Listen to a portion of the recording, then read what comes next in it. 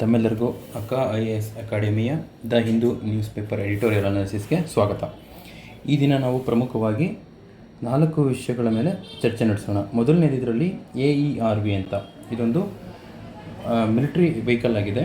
ಇದನ್ನು DRDO develop ಮಾಡಿದೆ. ಇದನ್ನು ಹೊಸದಾಗಿ ಇಂಡಿಯನ್ ಮಿಲಿಟ್ರಿಗೆ ಇದನ್ನು ಇಂಡಕ್ಟ್ ಮಾಡೋದಾಗಿದೆ. ಹಾಗಾಗಿ ಏನಿದು ವೆಹಿಕಲ್ AERV ಅಂತಂದರೆ ಏನು ಅಂತ ನೋಡೋಣ. ಇದು ಪ್ರಿಲಿಮ್ಸ್ ಪರ್ಸ್ಪೆಕ್ಟಿವಲ್ಲಿ ನೋಡೋವಂಥ ಟಾಪಿಕ್ ಆಗಿದೆ.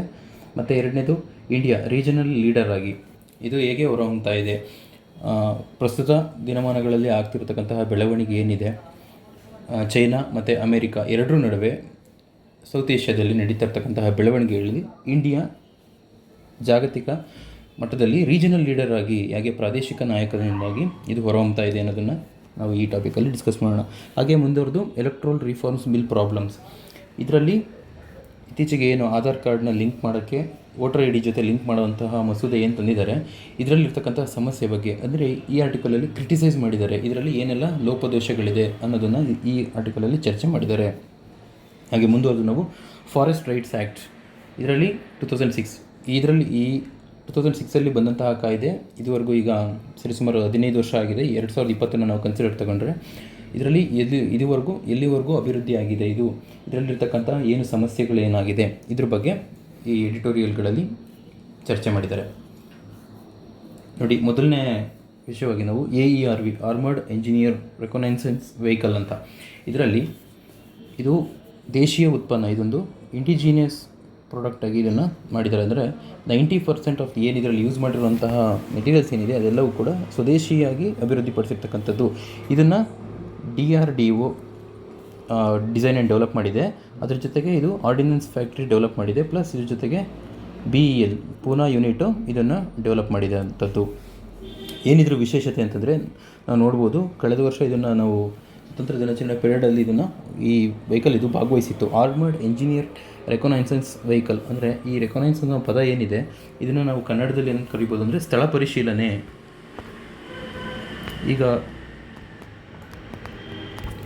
ನೋಡಿ, ಯಾವುದೇ ಒಂದು ಯುದ್ಧ ಭೂಮಿಗಳಲ್ಲಿ ಅದು ಯಾವ ರೀತಿ ಇರುತ್ತೆ, ಅದರ ಟೆರೈನ್ ಫಾರ್ಮೇಷನ್ ಹೇಗಿರುತ್ತೆ ಅಂತ ನಾವು ಊಹೆ ಮಾಡೋಕ್ಕಾಗಲ್ಲ. ಅಲ್ಲಿ ನೀರಿರ್ಬೋದು, ಹಳ್ಳಕೊಳ್ಳ ಇರ್ಬೋದು, ತಗ್ಗು ದಿಣ್ಣೆ ಕಾಡು ಏನು ಬೇಕಾದ್ರೂ ಇರ್ಬೋದು. ಅಂತಹ ಸಂದರ್ಭದಲ್ಲಿ ನಮ್ಮ ಯುದ್ಧ ಸಾಮಗ್ರಿಗಳು ಅಥವಾ ಸೈನಿಕರನ್ನು ಹೊತ್ತಂತಹ ವೆಹಿಕಲ್ಗಳು ಏನಿದೆ ಇವು ಹೈಲಿ ಎಕ್ವಿಪ್ಡ್ ಆಗಿರಬೇಕಾಗುತ್ತೆ. ಅದು ಎಲ್ಲ ರೀತಿಯ ಪ್ರತಿಕೂಲ ಹವಾಮಾನಗಳನ್ನು ಇದು ದಾಟಿ ಶತ್ರುಗಳ ಮೇಲೆ ದಾಳಿ ಮಾಡೋಕ್ಕೆ ಸಮರ್ಥವಾಗಿರಬೇಕಾಗುತ್ತೆ. ಅಂತಹ ವೆಹಿಕಲ್ಸ್ಗಳನ್ನು ಯಾವುದೇ ಒಂದು ಸೇನೆ ಹೊಂದೋದು ತೀರಾ ಅವಶ್ಯಕತೆಯಾಗಿದೆ. ಆದರೆ ಇಂತಹ ಏನು ಅತ್ಯಾಧುನಿಕ ಶಸ್ತ್ರಾಸ್ತ್ರಗಳನ್ನು ಹೊಂದಿರತಕ್ಕಂತಹ ವಾಹನಗಳನ್ನು ನಾವು ಇದುವರೆಗೂ ಇಂಪೋರ್ಟ್ ಮಾಡ್ತಾ ಇದ್ವಿ. ಈಗ ಪ್ರಸ್ತುತ ಏನು ಆತ್ಮನಿರ್ಭರ ಭಾರತ ಅನ್ನೋ ಯೋಜನೆಯ ಕೆಳಗಡೆ ದೇಶೀಯವಾಗಿ ನಮ್ಮಲ್ಲೇ ಹೆಚ್ಚು ಸ್ವದೇಶಿ ಉತ್ಪನ್ನಗಳಿಗೆ ಹೆಚ್ಚಿನ ಮಹತ್ವವನ್ನು ಕೊಟ್ಟು ಈ ರೀತಿಯಾದಂತಹ ಉತ್ಪನ್ನಗಳನ್ನು ಸ್ವದೇಶಿಯಾಗಿ ನಾವು ಉತ್ಪಾದಿಸ್ತಾ ಇದ್ದೀವಿ. ಆದ್ದರಿಂದ ಈ ಥರದ ವಿಚಾರಗಳು ಮಹತ್ವ ಪಡೆಯುತ್ತೆ.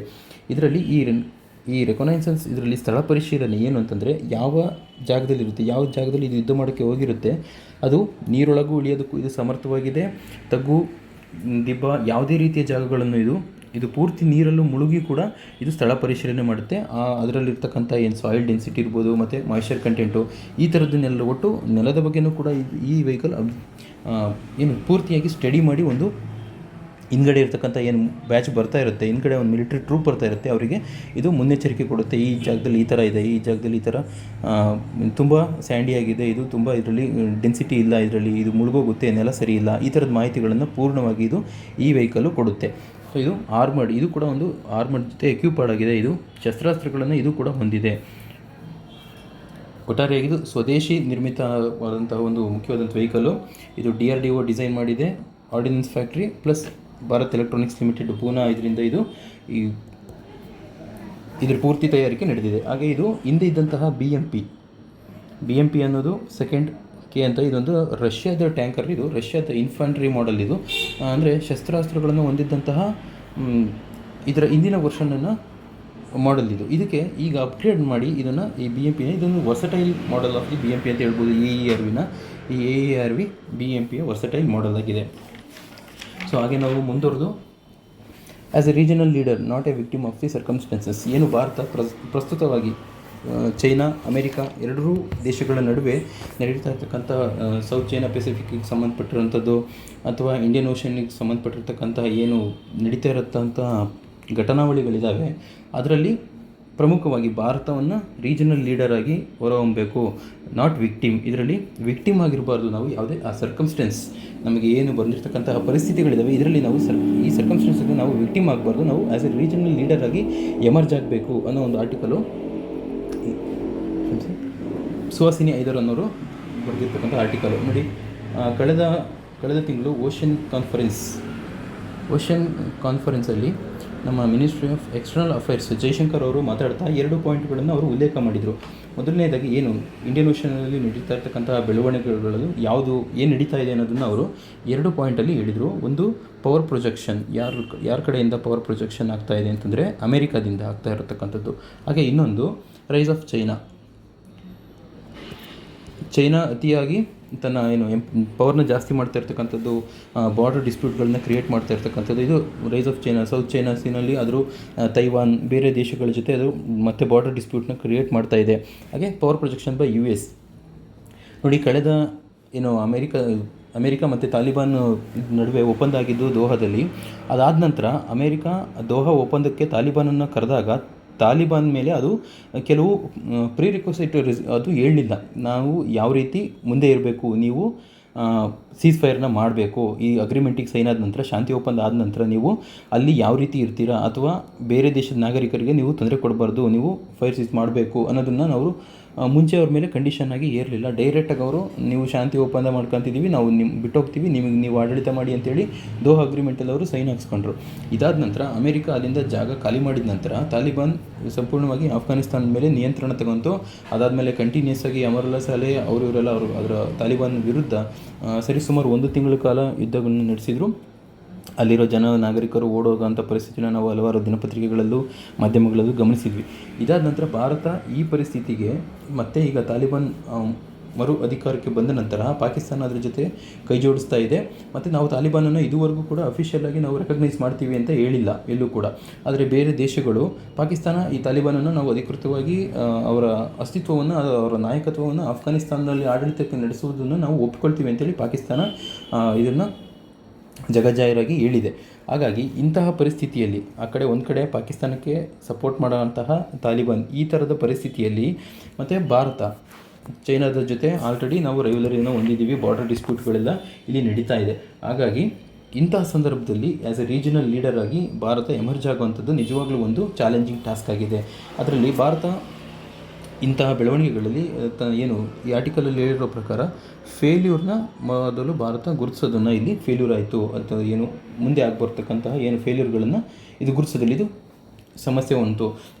ಯಾವ ರೀತಿ ಅಂತಂದರೆ ಅಮೇರಿಕಾದ ಪಾಲಿಸಿ ಇತ್ತು, ನಾನು ಆಗಲೇ ಹೇಳಿದಾಗೆ ಅಮೇರಿಕದ ಪಾಲಿಸಿಯಲ್ಲಿ ದೋಹಾ ಅಗ್ರಿಮೆಂಟ್ ಆಗೋ ಸಂದರ್ಭದಲ್ಲಿ ಅಮೇರಿಕಾ ತಾಲಿಬಾನ್ಗೆ ಯಾವುದೇ ರೀತಿಯ ಪ್ರೀರಿಕ್ವಿಸೈಟ್ ಕಂಡೀಷನ್ಸ್ಗಳನ್ನು ಹಾಕಲಿಲ್ಲ. ಅದರಲ್ಲಿ ನಾವು ಇದನ್ನು ಅಮೇರಿಕಾದ ಮೇಲೆ ಒತ್ತಡ ತಂದು ಇದನ್ನು ಮಾಡಬಹುದಾಗಿತ್ತು. ಮತ್ತು the failure to secure its friends in Afghanistan. ಇದರಲ್ಲಿ ಅಫ್ಘಾನಿಸ್ತಾನದ ಫ್ರೆಂಡ್ಲಿ ನೇಷನ್ಸ್ ಏನಿದ್ದಾವೆ ಅದಕ್ಕೆ ಸಂಬಂಧಪಟ್ಟಿರುವಂತಹ ದೇಶಗಳು ಏನಿದ್ದಾವೆ ಅದಕ್ಕೆ ನಾವು ಬೆಂಬಲವಾಗಿ ನಿಲ್ಲಬೇಕಾಗಿತ್ತು. Failure to secure its friends in ಅಫ್ಘಾನಿಸ್ತಾನದಲ್ಲಿ ಅಷ್ಟೆಲ್ಲ ಮಾನವ ಹಕ್ಕುಗಳ ಉಲ್ಲಂಘನೆ ಆಯಿತು. ಅದರ ವಿರುದ್ಧ ಭಾರತ ಮಾತಾಡ್ತಿತ್ತು, ಆದರೆ ಸಮರ್ಥವಾಗಿ ಅದನ್ನು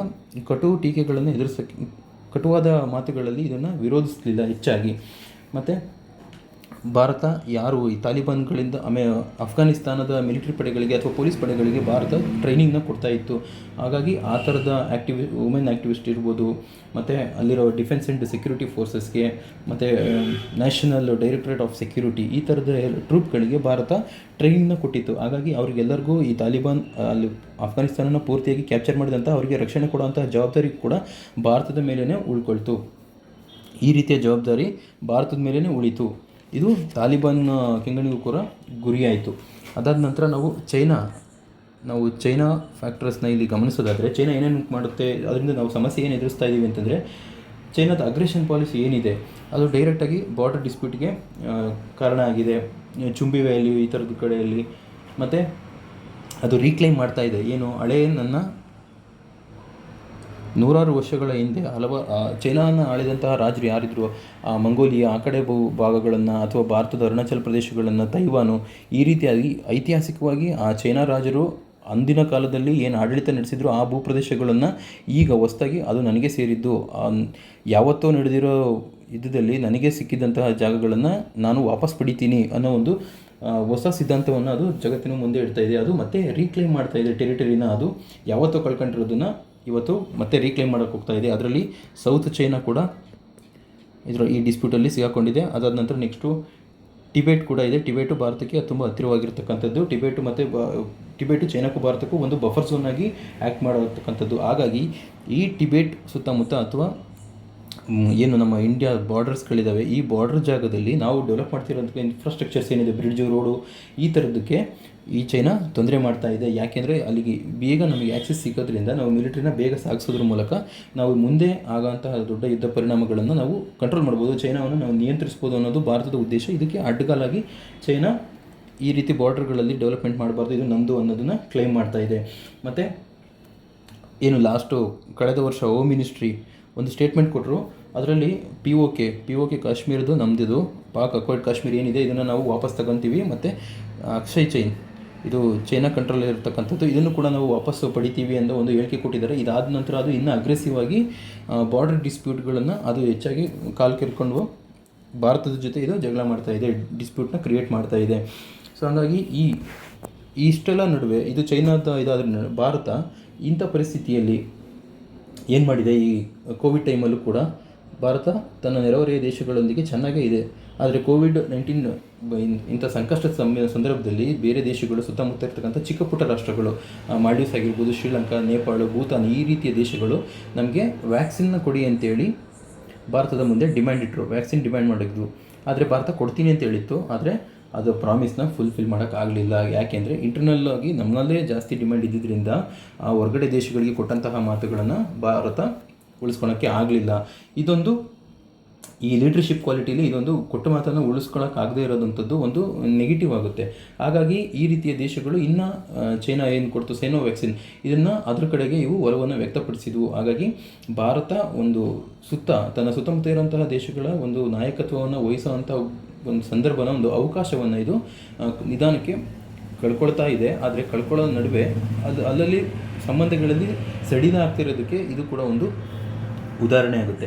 ಹಾಗಾಗಿ ಭಾರತ ಮತ್ತು ಚೈನಾಗೆ ಆಲ್ರೆಡಿ ರೈವಲರೀಸ್ ಇರೋವಂಥದ್ದು, ಈಗ ಅಮೇರಿಕಾ ಇರ್ಬೋದು, UK ಇರ್ಬೋದು, ಮತ್ತು ಆಸ್ಟ್ರೇಲಿಯಾ ಇರ್ಬೋದು, ಈ ರೀತಿ ದೇಶಗಳು ಯಾರು ಚೈನಾ ಜೊತೆ ವೈರುಧ್ಯವನ್ನು ಎದುರಿಸ್ತಾ ಇದ್ದಾರೆ, ಆ ರೀತಿಯ ದೇಶಗಳೊಂದಿಗೆ ಭಾರತ ಇವತ್ತು ಸಂಬಂಧವನ್ನು ಬೆಳೆಸ್ತಾ ಇದೆ. ಇದರಲ್ಲಿ ಸ್ಟ್ರಾಟಜಿಕ್ ರಿಲೇಷನ್ಶಿಪ್ಪಿಗೆ ಇದು ಈ ರೀತಿಯಾಗಿ ತೊಂದರೆ ಆಗ್ಬೋದು. ಉದಾಹರಣೆಗೆ ಕ್ವಾಡ್ ಗ್ರೂಪ್ ಇದೆ ನಮ್ಮದು, ಮತ್ತು ಆಕಾಸ್ ಗ್ರೂಪಿಗೆ ನಾವು ಸಪೋರ್ಟ್ ಮಾಡ್ತೀವಿ ಅಂತಲೂ ಹೇಳಿದ್ದೀವಿ.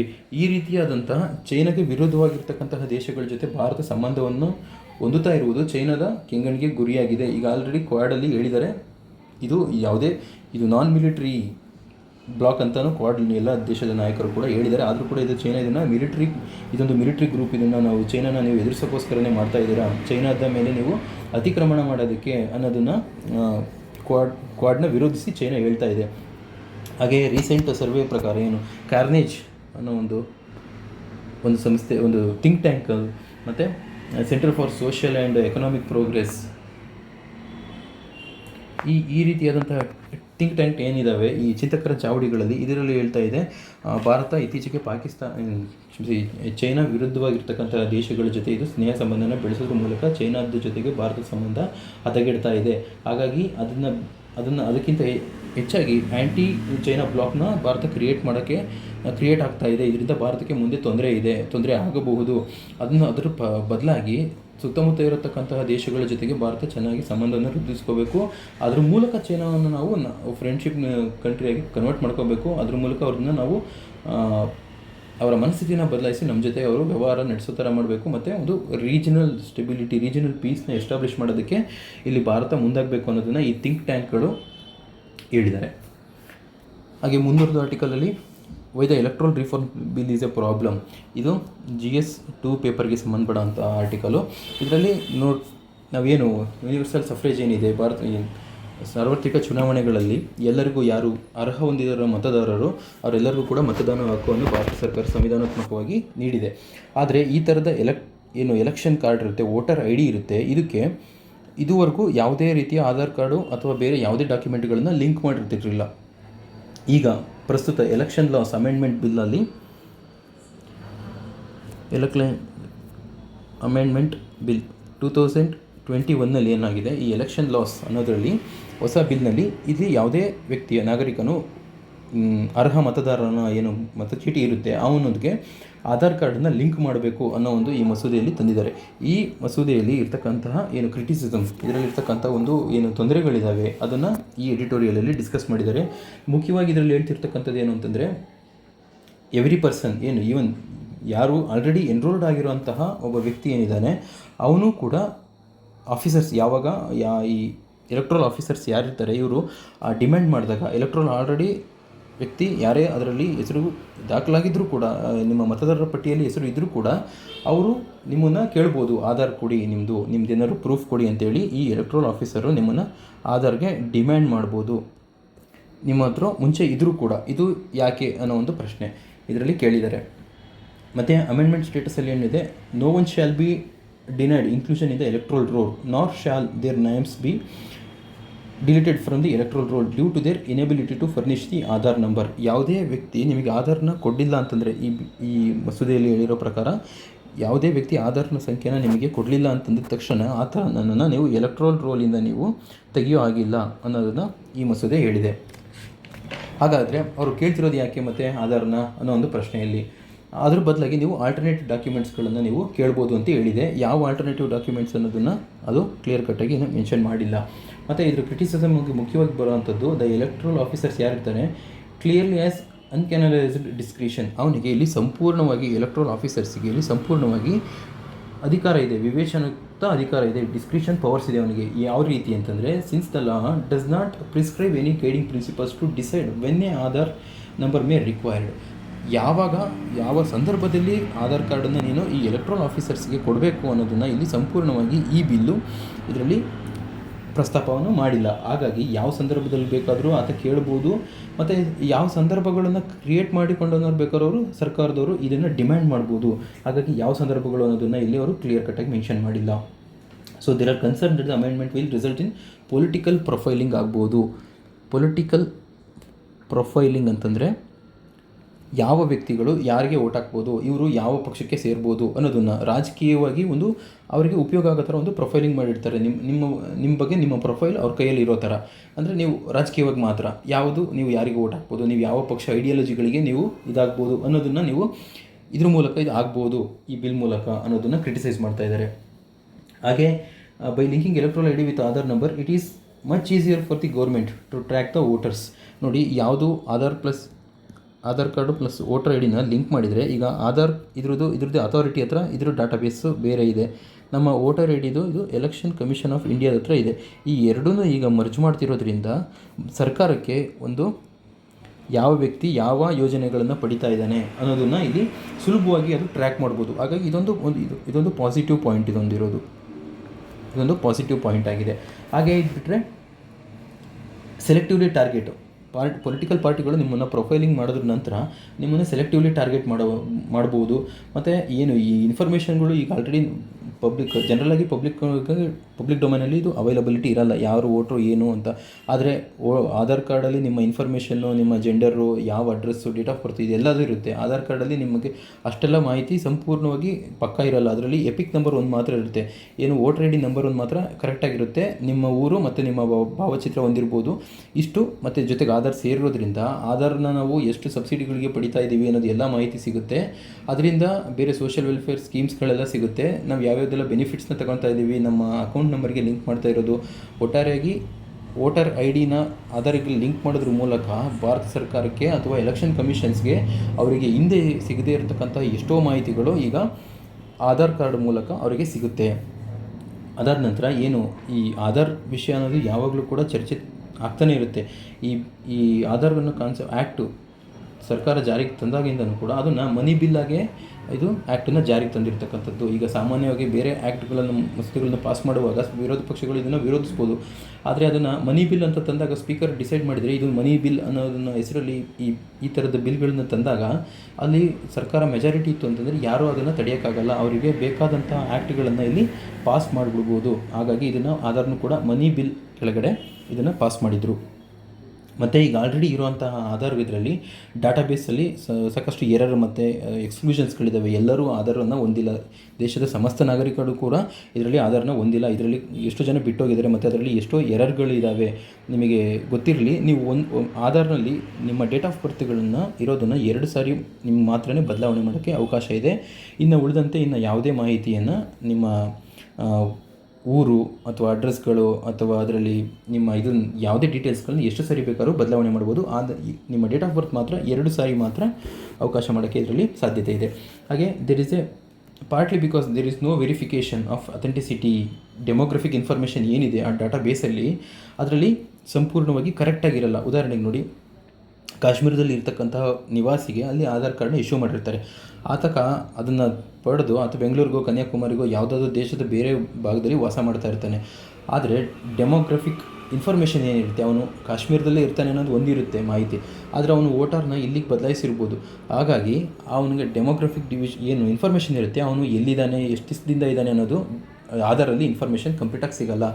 ಆಧಾರ್ ಇಶ್ಯೂ ಆಗಿರೋದು ನಿಜ, ಕಾಶ್ಮೀರದಲ್ಲಿ ಅವನಿಗೆ ಇಶ್ಯೂ ಆಗಿದೆ, ಆದರೆ ಈಗ ಎಲ್ಲಿದ್ದಾನೆ ಅನ್ನೋ ಇನ್ಫಾರ್ಮೇಷನ್ನು ಇದರಲ್ಲಿ ಇರಲ್ಲ. ಹಾಗೆ ಇದರಲ್ಲಿ ಪ್ರಮುಖವಾಗಿ ಈಗ ಭಾರತ ಸರ್ಕಾರ ಈ ಬಿಲ್ನ ಒತ್ತಾಯ ಯಾಕೆ ಇಷ್ಟು ಇದರಲ್ಲಿ ತರ್ತಾ ಇದೆ ಅಂತಂದರೆ, ಕೆಲವು ಕ್ಷೇತ್ರಗಳಲ್ಲಿ ಈಗ ಕೆಲವು ಕರ್ನಾಟಕದಲ್ಲಿ ಬೆಂಗಳೂರಲ್ಲೂ ಕೂಡ ಒಂದು ವೋಟರ್ ಐ ಡಿನ ಇಟ್ಕೊಂಡಿರ್ತಾರೆ. ಮತ್ತು ಅವರು ಸ್ವಂತ ಜಿಲ್ಲೆ, ಸ್ವಂತ ಊರುಗಳು ಬೆಳಗಾವಿ, ಬಿಜಾಪುರ, ಚಿತ್ರದುರ್ಗ, ದಾವಣಗೆರೆ, ಅಲ್ಲಿ ಯಾವುದೋ ಜಿಲ್ಲೆಗೆ ಸೇರ್ತಕ್ಕಂಥದ್ದು ಅಲ್ಲೂ ಕೂಡ ಒಂದು ವೋಟರ್ ಐ ಡಿನ ಇಟ್ಕೊಂಡಿರ್ತಾನೆ. ಇಲ್ಲೂ ಕೂಡ ವೋಟ್ ಹಾಕ್ಬೋದು ಅವನಿದ್ದಾಗ. ಅಲ್ಲಿಗೆ ಹೋದಾಗಲ ಇಲ್ಲಿ ವೋಟ್ ಹಾಕಿರಲಿಲ್ಲ ಅಂತಂದರೆ ಅವನ ಏನು ಬೆರಳಿಗೆ ಒಂದು ಇಂಕ್ ಹಾಕಿರ್ತಾರೆ, ಅವ್ನು ಹಾಕಿರಲಿಲ್ಲ ಅಂತಂದರೆ ಅಲ್ಲೂ ಕೂಡ ವೋಟ್ ಹಾಕ್ಬೋದು. 2 ಕಡೆ ಲೀಸ್ಟಲ್ಲಿರುತ್ತೆ. ಹೀಗಾಗಿ ಈ ಡೂಪ್ಲಿಕೇಟಿನ ಅವಾಯ್ಡ್ ಮಾಡೋಕ್ಕೆ, ಈ ಡೂಪ್ಲಿಕೇಷನ್ನ ಅವಾಯ್ಡ್ ಮಾಡೋದಕ್ಕೋಸ್ಕರ ನಾವು ಆಧಾರ್ನ ಲಿಂಕ್ ಮಾಡಿದರೆ, ಯಾಕಂದರೆ ಒಬ್ಬ ವ್ಯಕ್ತಿಗೆ ಒಂದೇ ಆಧಾರು, ಅವನು ಎರಡು ರೇಷನ್ ಕಾರ್ಡ್ ಇಟ್ಟಿರ್ಬೋದು, 2 ಈ ಆಧಾರ್ ಕಾರ್ಡ್ ಎಲೆಕ್ಷನ್ ಕಾರ್ಡ್ಗಳನ್ನು ಇಟ್ಕೋಬೋದು.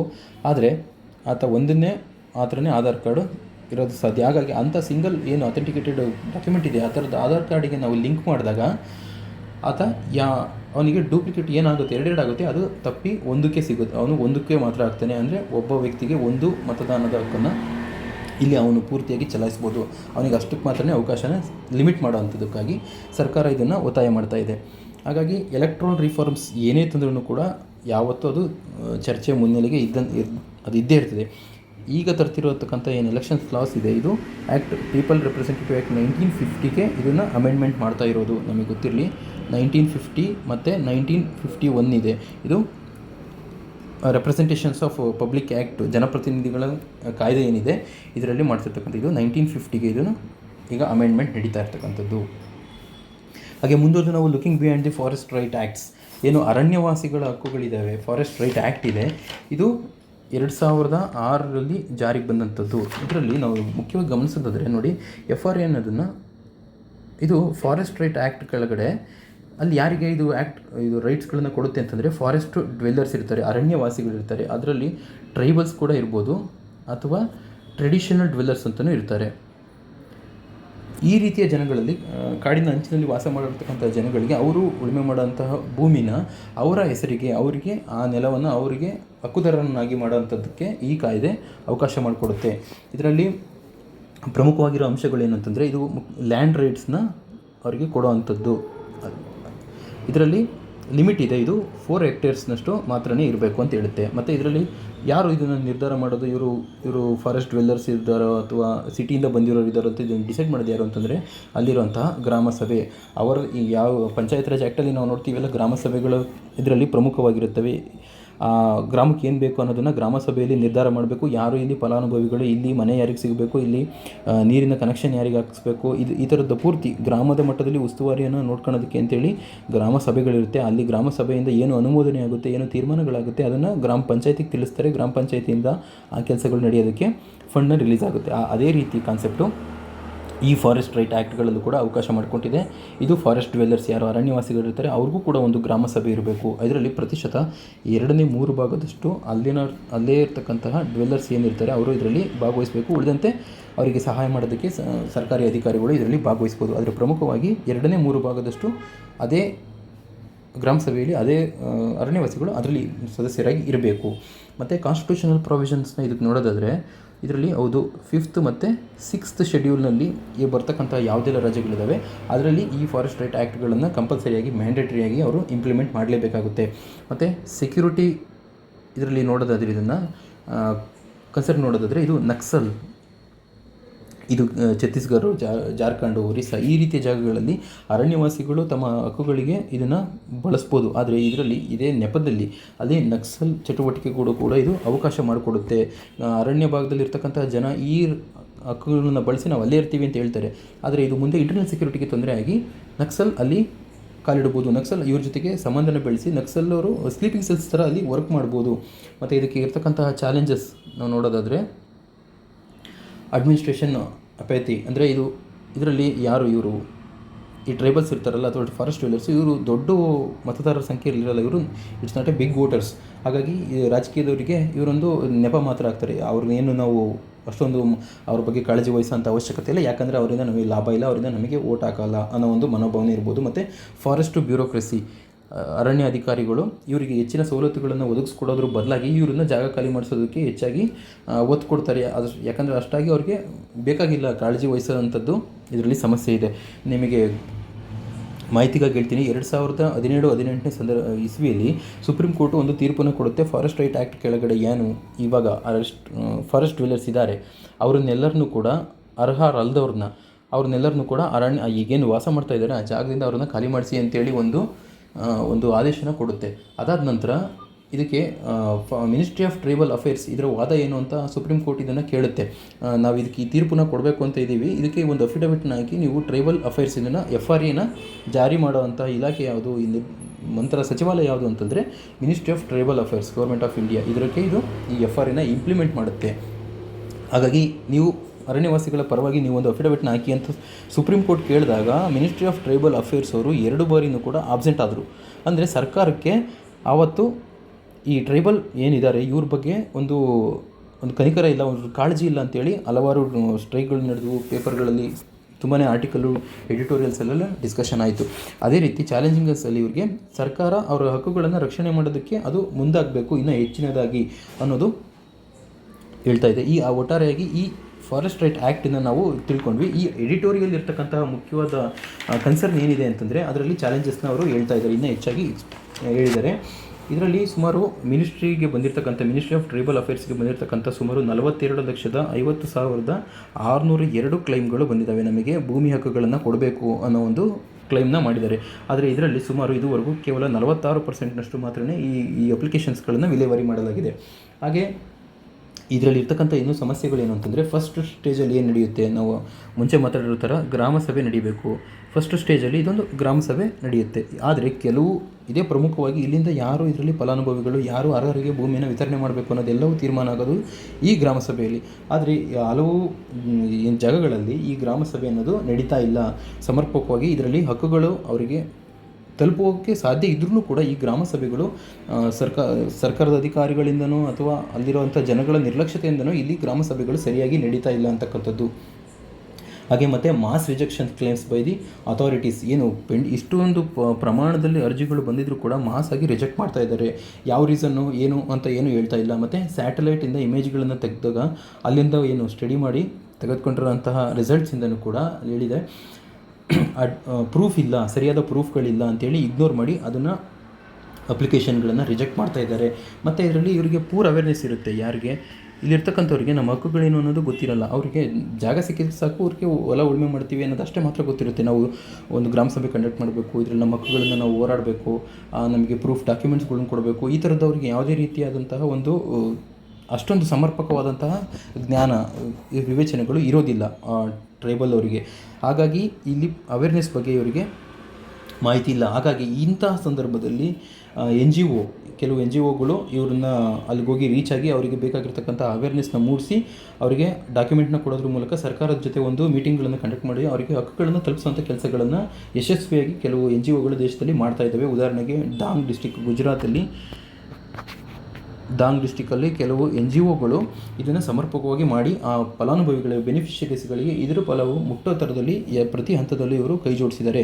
ನೋಡಿ, NGOಗಳ ರೋಲ್ ಬಂದಾಗ ನಾವು ಈ ಥರದ ಪಾಯಿಂಟ್ಗಳನ್ನು ಮೆನ್ಷನ್ ಮಾಡ್ಬೋದು. ಅಂದರೆ ಸಮಾಜದಿಂದ ದಮನಿತ ಆಗಿರ್ತಕ್ಕಂಥದ್ದು, ನಿಮ್ನ ವರ್ಗಕ್ಕೆ ಸೇರಿರ್ತಕ್ಕಂಥದ್ದು, ಅಲಕ್ಷಿತ ವರ್ಗಕ್ಕೆ ಸೇರಿರ್ತಕ್ಕಂತಹ ಒಂದು ಸಮುದಾಯಕ್ಕೆ ನೀವು ಸಂವಿಧಾನ ಪ್ರದತ್ತವಾಗಿರ್ತಕ್ಕಂಥ ಹಕ್ಕುಗಳನ್ನು ನೀವು ಮುಟ್ಟಿಸ್ತಾ ಇದ್ದೀರಾ ಅಂತಂದರೆ ಅದಕ್ಕಿಂತ ಮಹತ್ವವಾದ ಕಾರ್ಯ ಮತ್ಯಾವುದೂ ಇಲ್ಲ.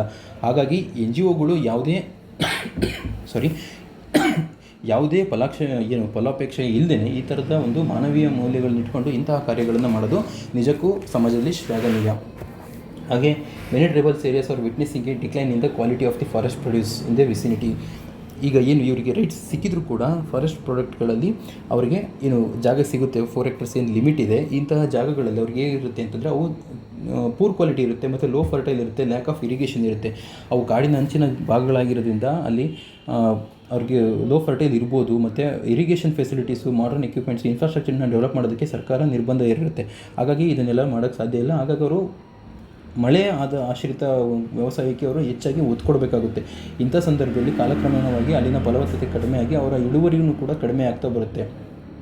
ಅವ್ರಿಗೆ ಯಾವುದೇ ರೀತಿಯ ಬೇರೆ ಬ್ಯಾಂಕ್ಗಳ ಸಪೋರ್ಟ್ಗಳು ಏನೂ ಇಲ್ಲದೇ ಇರೋ ಕಾರಣದಿಂದ ಅವರು ಅಲ್ಲಿಂದ ಜಾಗ ಖಾಲಿ ಮಾಡ್ತಾರೆ. ಅಂದರೆ ಮೈಗ್ರೇಷನ್ ಪ್ರಾಬ್ಲಮ್ಮು ಇಲ್ಲಿ ಶುರುವಾಗುತ್ತೆ. ಈ ಮೈಗ್ರೇಷನ್ ಹೊರಟವ್ರು ಏನು ಮಾಡ್ತಾರೆ, ಇವ್ರಿಗೆ ಯಾವ ರೀತಿ ಕೆಲಸಗಳು ಸಿಗುತ್ತೆ, ಇವರು ಅನ್ಸ್ಕಿಲ್ಡ್ ಲೇಬರ್ಸ್ ಆಗಿರ್ತಾರೆ. ಹಾಗಾಗಿ ಇವರು ರಸ್ತೆ ನಿರ್ಮಾಣ ಕಾರ್ಯಗಳು ಅಥವಾ ಕಟ್ಟಡ ಕಾರ್ಮಿಕರಾಗಿ ಇವರು ಜೀವನವನ್ನು ನಡೆಸೋದಕ್ಕೆ ಶುರು ಮಾಡ್ತಾರೆ. ಅನ್ಆರ್ಗನೈಸ್ಡ್ ಸೆಕ್ಟರ್ಸ್ಗೆ ಇವರು ಒಳಪಡ್ತಾರೆ. ಅನ್ಸ್ಕಿಲ್ಡ್ ಲೇಬರ್ಸ್ ಆಗಿ ಇವರು ಜಾಯ್ನ್ ಆಗಿರ್ತಾರೆ.